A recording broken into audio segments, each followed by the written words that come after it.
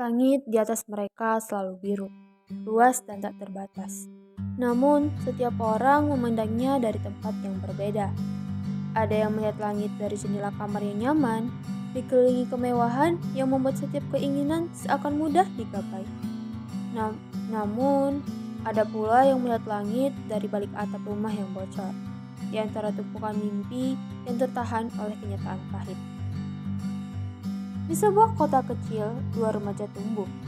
Kisah ini adalah tentang perbedaan yang tak kasat mata, namun terasa berat.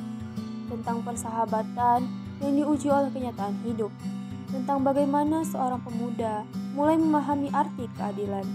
Dan yang lain berjuang untuk tetap teguh di tengah segala keterbatasan.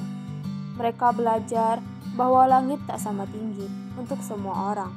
Namun, tetap harus dilihat dengan mata yang penuh harapan. Disinilah kisah mereka dimulai. Idris dan Nabil duduk di bangku taman sekolah setelah selesai latihan basket. Mereka terlihat kelelahan, namun tetap bercanda dengan santai. Makin jago ya Bil main basketnya. Latihan terus lah, siapa tahu masuk timnas. Aku main basket ini untuk Evan ya, Idris. Kalau untuk masuk timnas untuk orang yang punya uang dan waktu kayak kau. Ya bilang gitulah, aku kan punya bakat, tinggal usah lebih keras. Usah lebih keras, aku sepulang sekolah langsung bantu ibu. Waktu untuk keluarga yang sempit, gimana mau latihan lebih keras? Dinora tiba-tiba datang mendekati mereka dengan senyum ceria, membawa handphone di tangannya. Lihatlah, aku baru dapat video loh tentang cara sukses di usia muda. Idris, lihatlah videonya. Boleh, nanti ya.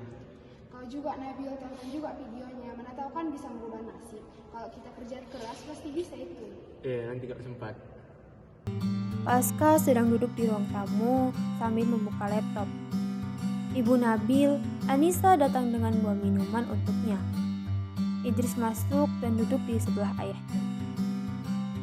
Anissa yang sedang merapikan meja berhenti sejenak mendengar percakapan ini, tetapi tetap diam.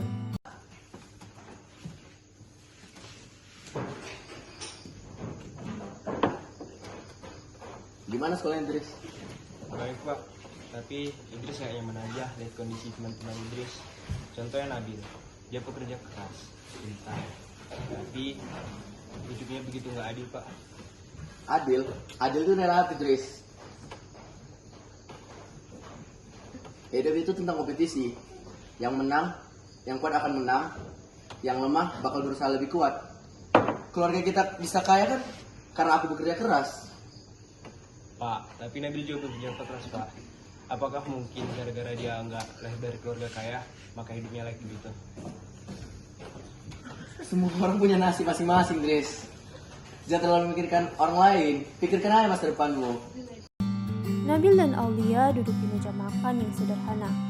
Anissa pulang dari rumah Idris. Terlihat letih namun berusaha tersenyum di depan anak-anak. Mereka terdiam sejenak, merasakan ketimpangan hidup yang mereka hadapi setiap hari. Aduh, ibu capek nak pulang kerja. Semoga aja gaji ibu bulan ini cukup ya untuk sekolah Nabil. Terima kasih Bu, tapi kalau nggak cukup, nggak apa-apa. Aku bisa bantu kok. Bil, kau gak boleh putus sekolah. Aku bisa kerja lebih banyak lagi. Kamu fokus saja sama pendidikanmu dengan nilai yang bagus. Kalau kamu udah kerja keras kok buat kita, tapi aku juga bisa bantu. Iya, kita sama-sama berjuang. Pendidikan itu tetap nomor 1. Terus kita nggak boleh kalah sama keadaan. Idris dan Nabil duduk berdua di halaman belakang sekolah setelah jam pelajaran selesai. Bil, kalau ada kesempatan, mau nggak aku bantu? Bantu kayak mana maksud lo? Maksudku, kau ikut usaha bapakku, mana tahu kan kita bisa sukses dari situ. Aku hargai niat baik Idris, tapi aku ingin berhasil dari kakiku sendiri. Dari usahaku sendiri, bukan dari bantuan orang lain. Kita hidup di dunia yang berbeda, tapi bukan berarti aku nggak bisa berusaha. Betul sih, tapi setidaknya aku pengen kita sama-sama sukses. Idris pun terdiam, menyadari betapa besar perjuangan yang harus dilalui olehnya. Anissa mendadak sakit keras karena terlalu lelah bekerja. Nabil dan Aulia bingung mencari cara untuk membayar biaya pengobatan yang mahal.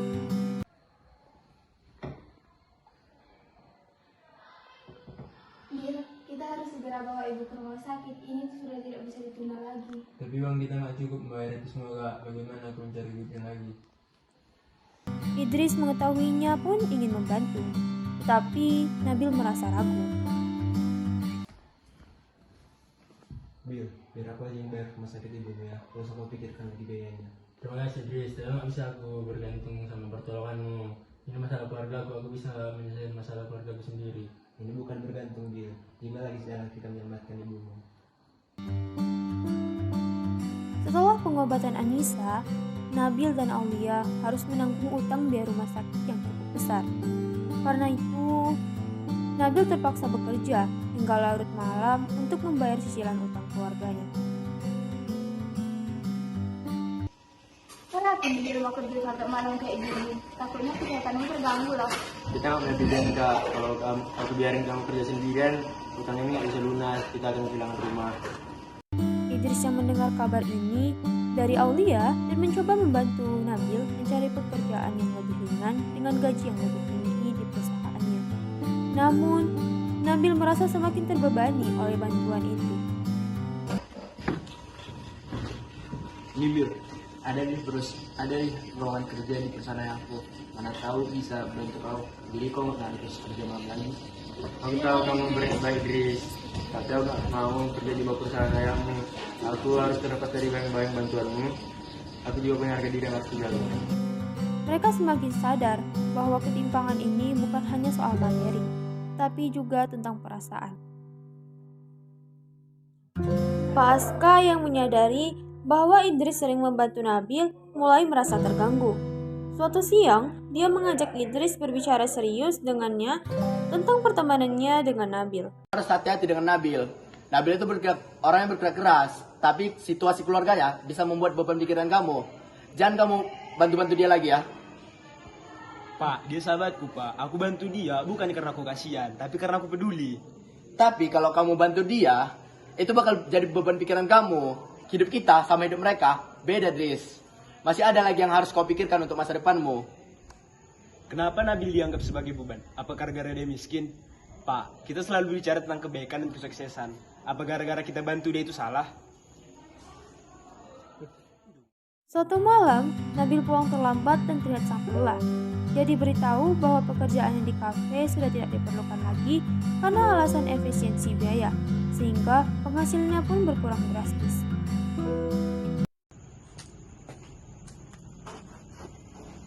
Kaul, aku dipecat dari kerjaanku di kafe.